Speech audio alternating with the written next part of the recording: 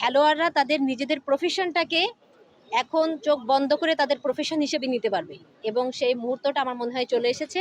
আজকে এই পুরস্কারটি পেয়েছে, আমি তাদেরকে অভিনন্দন জানাচ্ছি। এবং পাশাপাশি যে সকল ফেডারেশন আছে যাদের অক্লান্ত পরিশ্রমে আজকে আসলে খেলোয়াড়দের এই অবস্থানে আসা, তাদেরকেও আমি শ্রদ্ধা জানাচ্ছি।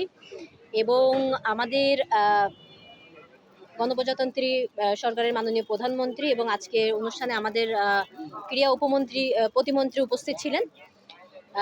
ওনাদের আজকে যে অনুষ্ঠানটা হয়েছে সেটা আসলে আমাদের অনেক প্লেয়ারের জন্য অনেক সারপ্রাইজিং একটা ব্যাপার ছিল।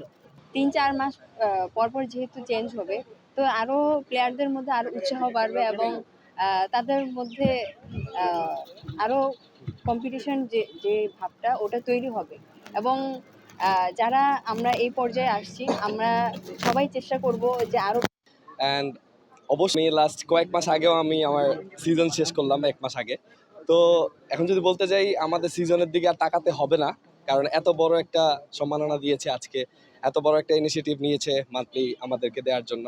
তো আমরা অনেক মানে খুশি, এবং এটা বলতে পারবো যে অ্যাটলিস্ট শাটলারদের এইটুক মানে চিন্তা থাকতে হবে যে সামনে আরো ভালো কিছু করতে হবে আমাদের ইন্টারন্যাশনালে। আপনারা সব